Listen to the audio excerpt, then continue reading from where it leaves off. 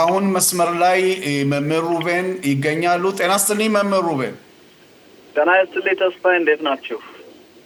ጤና ይስጥልኝ። እኛ ሰላም ነን። እንዴት ነው በሰሜኑ ክፍል? ይኸው እንደገና ኢየሩሳሌም አካባቢ እያካፋ ነው። እናንተ ጋር እንዴት ነው? እኛም የአየር ጸባዩን ባስመለከተ ነው። አዎ የአየር ጸባዩ እንዴት ነው ወደ እናንተ? አዎ ደህና ነው፣ ደህና ነው። አዎ ዝናብ አልፎ አልፎ ይጥላል። ብርዳማ ነው ቦታው።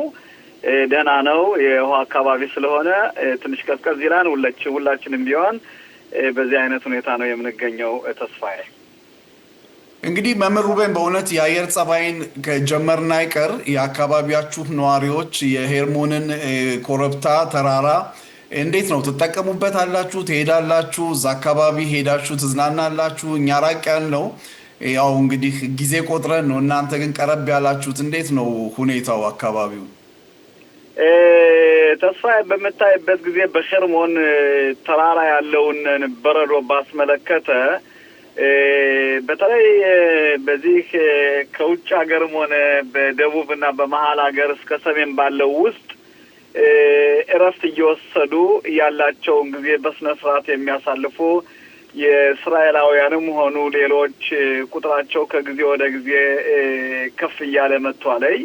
እንግዲህ ባለፈውም አንዳንድ ነገር እንደተናገርኩ እንግዲህ አካባቢያችን በዚህ በአሲያ የምንገኝ እስራኤል ብለን የምንጠራው እንግዲህ ልክ የበረዶ ሁኔታ ከአውሮፓ ጋር እያመሳሰለው ይገኛል። በአሁኑ ሰዓት ሁሉም ይሄዳል፣ ጊዜውን ያሳልፋል፣ እየተጠቀሙበት ነው።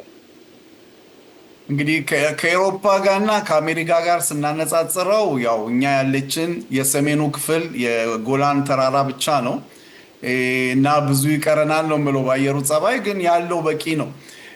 እንግዲህ ሌላው ያለው በቂ ነው። እንደውም ከብዙ ጥናቶች በኋላ በእስራኤል ሀገር ውስጥ የሌለ በአቀማመጧ በምድረ ገጿ በረሃማ ነች። ውሃ አለ ማለት ባህሮች አሉ፣ ሐይቆች አሉ። እንደገናም ደግሞ በብዙ ሀገራት ስንመለከት ብዙ ሀገሮች ወይ ባህር አላቸው ወይ በረሃ አላቸው። በእስራኤል ሁሉም አለ ማለት ይቻላል። እንግዲህ ይህን ካልን በኋላ መምህር ሩቤን ከሰሞኑ አዳዲስ ጥናቶች እየወጡ ነው። የሰሜኑ ክፍል ነዋሪዎች አሁንም የደህንነት ስጋት አለብን በማለት ወደ 40% የሚሆኑ ቦታውን ለመልቀቅ ሀሳብ አለ የሚል ጥናት ወጥቷል። በዚህ ጉዳይ ላይ ምን ይላሉ መምህር? ይኸውልህንን ተስፋዬ፣ አዎ ይህ አዲስ ሆኖ ይምጣ እንጂ ስጋት ባስመለከተ 40% የሚደርስ ስጋት በአካባቢያችን ጸጥታውን ባስመለከተ ከፍተኛ የሆነ ፍራቻ አለ። ስለዚህ እንግዲህ 40% አካባቢውን ሰሜንን አካባቢ ለቀን ወደሚሻል ቦታ እንሄዳለን ብለው ከግምገማ የገቡት ስታቲስቲካ በምታይበት ጊዜ አንዳንድ ጥያቄዎች ይነሳሉ። እንግዲህ 40% ሰሜንን ከለቀቀ ወደ የት ቦታ ይሄዳሉ? የሚሄዱበት ቦታ ጸጥታ ነው ወይ? ያለ የሚሄዱበት ቦታ ከዚህ ከነበሩበት በሰሜኑ ሲናወዳደው ያለው የጸጥታ ሁኔታ የተሻለ ነው ወይ የሚሉ ብዙ ጥያቄዎች ይነሳሉ።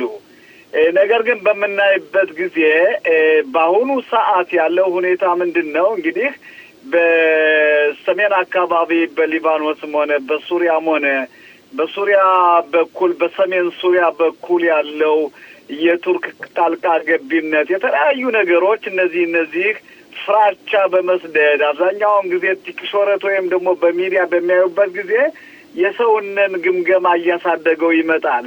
ይሄ በዚህ ሁኔታ ነው ያለው ሁኔታ እንግዲህ ህዝቡነን ትንሽ ፍራቻና ጭንቀት እየዘራበት ብለን መናገር ያስችላል በዚህ ሰዓት። ነገር ግን ስታየው ግና ይሄ ግምገማው የወጣውና ድርጊቱን ስታወዳድረው ጠቅላላ ከፍተኛ የሆነ ርቀት አለ ተስፋዬ። እንግዲህ በዚህ ላይ መምህር ሩቤን በአንጻሩ መንግስት አንዳንድ ወጣቶችን በሰሜንም ሆነ በደቡብ ክፍል ከጦርነቱ በኋላ የራሱ የሆነ እንቅስቃሴዎች እያደረገ ነው ወደዛ እንዲያልፉ። ሁላችንም እንደምናውቀው የሰሜኑም ክፍል በግብርና ተሰማርቶ የሚኖር ህብረተሰብ ነው። ብዛት ያላቸው ገበሬዎች ያሉበት ነው። እንግዲህ በጦርነቱ ምክንያት በእውነት በኢኮኖሚም እንደገናም ደግሞ በስራቸውም ትንሽ የተቃወሰ መስሎ ይታያል። በዛ ላይ ስናይ ደግሞ ነዋሪዎቹ የበፊቶቹ ለቀው ለመውጣት የሚያደርጉት ጥረትና አዳዲስ ህብረተሰብ ደግሞ ወደዛ አካባቢ መምጣት ሁኔታዎችም እንቅስቃሴዎች እየታየ ነው። ይሄንን እንዴት ያዩታል መምህር? ይኸውልን ተስፋዬ፣ ይህ ሁኔታ በምናይበት ጊዜ ከፌዴራ ከተማ ወደ ሰሜን በኩል በምታይበት ጊዜ በዕብራይስጡ አባባል ፕሪፌሪያ ወይንም ደግሞ የደካማ ቦታ ተብሎ የሚጠራ ነው። እንግዲህ ከመሀል ሀገር ጋር ስናወዳድረው ማለት ነው። ስለዚህ በምናይበት ጊዜ አሁን ከፕሪፌሪያው ወይንም ደግሞ ከደካማ ህዝብ በሚኖርበት አካባቢ በሰሜኑ አካባቢ እዚህ ላይ ያለውንን ጦርነት፣ ያለውንን የስራ አጥነት፣ ያለውንን ስጋት በምትጨምርበት ጊዜ እጅግ በጣም የሚያሳስብና የሚያስፈራ ከፍተኛ የሆነ ስጋት እየዳረገ ነው የሚገኘው ሁኔታ። ነገር ግን ይሄን ለማድረግ መንግስት በተቻለ መጠን የእነዚህን የጠቀስካቸውን ቦታዎች ጠቅላላ ሀይፋ ክራዮትን ወደ ሰሜን አካባቢ በሚሆንበት የእነዛን ቦታዎች ሰዎችንን አዲስ ገቢም ሆነ ነዋሪዎችንን ወደዛ ቦታ በማስፈር የአካባቢውን ማስፋፋትና ማሳደግ ይኖርበታል የሚል ከፍተኛ ባጀት ለመመደብ የእስራኤል መንግስት ከፍተኛ ርብርብና ከፍተኛ ትግል በማድረግ ላይ ይገኛል። ይህ ነገር በተግባር እንዲተረጎም ደግሞ የአካባቢው ህዝብ ቦታውን ለቀን እንወጣለን ካላደረጋችሁ በሚልበት ጊዜ የእስራኤል መንግስት ሳይወድ በግድ በሰሜኑ አካባቢ ያለውን አካባቢ በስነ ስርዓት እንዲያስፋፋና ጥሩ ኑሮ እንዲኖሩ ከፍተኛ ጥረት ማድረግ የእስራኤል መንግስት ግድ ይልበታል። ይሄ ነው እንግዲህ ህብረተሰቡን የሚጠባበቀው የዚህን ሁኔታ ነው። እንግዲህ መምህር ሩቤን ከህብረተሰባችን ጋር ከኛ ህብረተሰብ ጋር በብዙ አመት እየሰሩ ነው።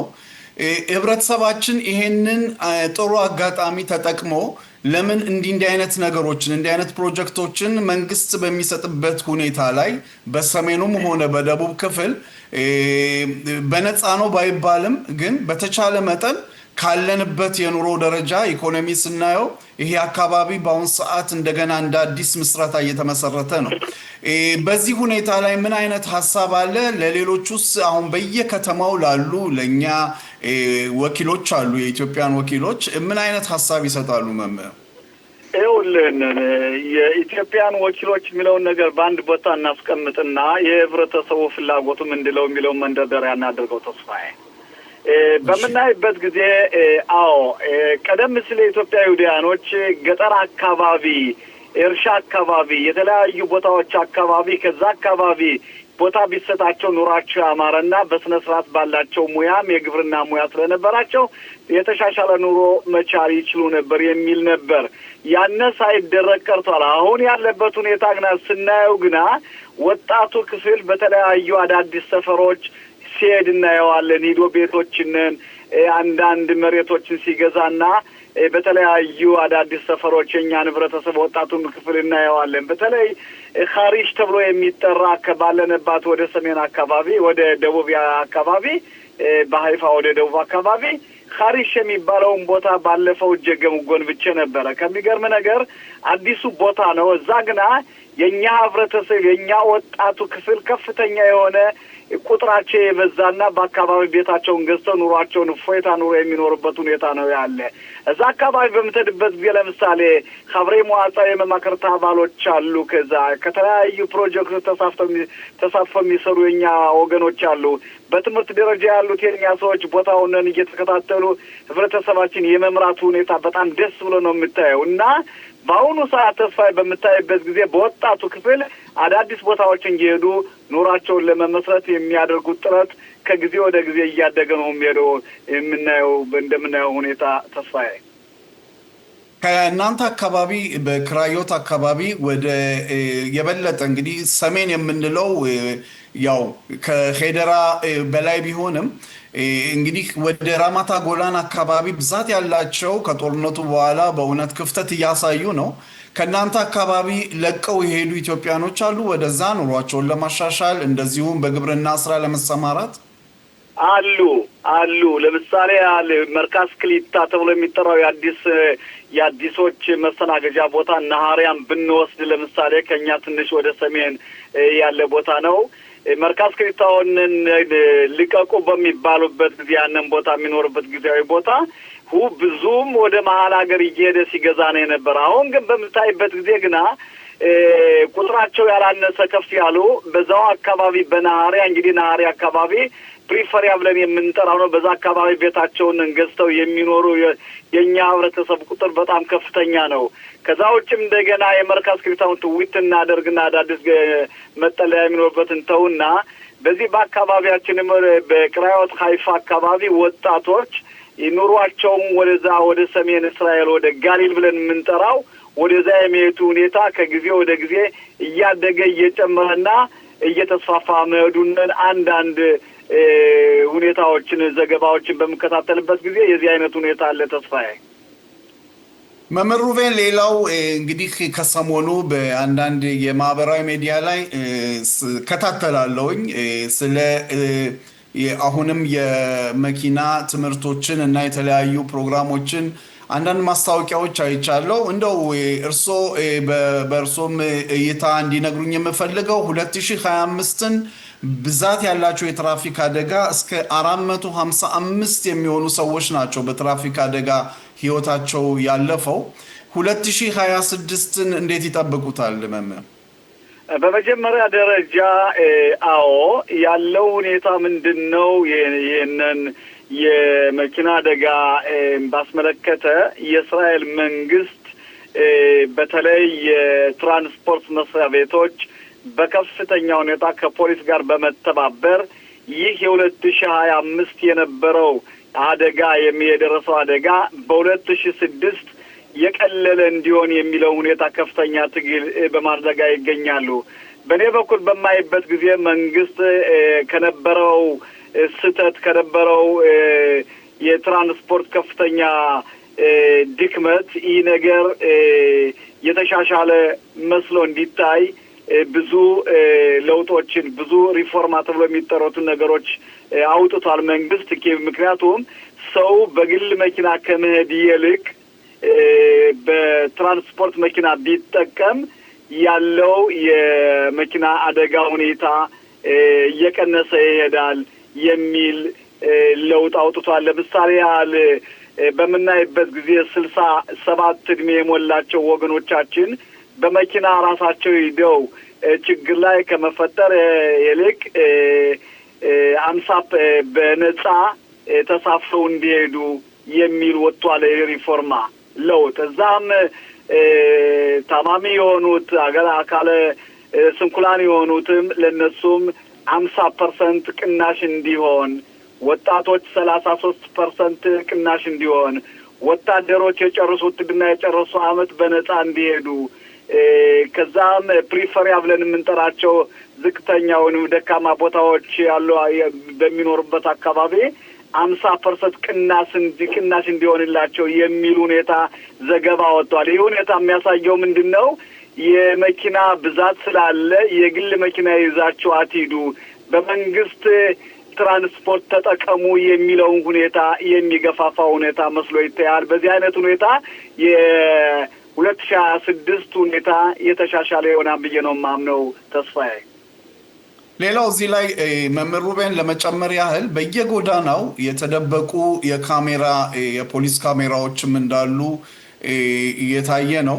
እናንተ አካባቢ በሰሜኑ ክፍል ባላውቅም እኛ አካባቢ ኢየሩሳሌም አካባቢ ጠቅላላ ጎዳናዎች የተደበቁ የፖሊስ ካሜራዎችም ይሄንን ነገር ለመቀነስ ጥረት እያደረጉ ነው በእውነት ፖሊሶች። በእናንተ በኩል በትምህርቱ ዘርፍ እንዲህ አይነት ነገሮች ላይ ምን አይነት ትምህርት ምን አይነት ምክር ትሰጣላችሁ? ይሄ የመጨረሻ ጥያቄ ነው መምህር። በመጀመሪያ ደረጃ በየቦታው ፖሊስ የተደበቁበት ቦታዎች በተለያዩ ሁኔታዎች የማየውም ካሜራ ብዙዎች ይታያሉ። ካሜራዎች ከጊዜ ወደ ጊዜ እያደጉ የሄዱበት ዋናው ምክንያት ምንድን ነው? በመኪና ግጭትና በሰው መጎዳት የተነሳና ነገሩን ለመቀነስ የተደረገ ሁኔታ ነው። ተስፋዬ እዛም ቢሆን በትምህርት ቤትም ሆነ በተለያዩ ሁኔታዎች የዚህ አይነት ሁኔታ የካሜራ ሁኔታ በማንኛውም ቦታ በማንኛውም የመንግስት መስሪያ ቤትም በማንኛውም ጎልቶ የሚታይና አዲስ ነገር አይደለም። ይሄውም በፖሊስም ሆነ በትራንስፖርት በሚንቀሳቀሱ ከቦታ ወደ ቦታ በሚንቀሳቀሱ ቦታዎችም ቢሆን በየቦታው ካሜራ ነው የምናየው። ይሄም የሰውን ደህንነት ለመጠበቅ የሚደረግ ሁኔታ ነው ብዬ ነው ማምነው። ይሄም ደግሞ ከጊዜ ወደ ጊዜ እያደገ እንጂ እየቀነሰ ይሄዳል ብለ የምታየው ሁኔታ አይደለም። ምክንያቱም የሹፌሮችን ጸባይ ባስመለከተ ነው። እንግዲህ ይሄንን ጠቆም ለማድረግ የምፈልገው ተስፋዬ። መምህር ሩቬን ከሰሜኑ ክፍል እንግዲህ በእውነት ከነበረን ቆይታ በጣም አመሰግናለሁ። ይሄ ክረምት ገና አላለቀም፣ ራሳችሁን ጠብቁ። በሰሜኑ ክፍል ከሰሞኑ እንግዲህ ተገናኝተን ደግሞ የበለጠ ሰፋ አድርገን በተለያዩ አርዕስቶች ላይ ውይይት እናደርጋለን። መምህር ሩቬን መልካም ቀን። አመሰግናለሁ ተስፋዬ።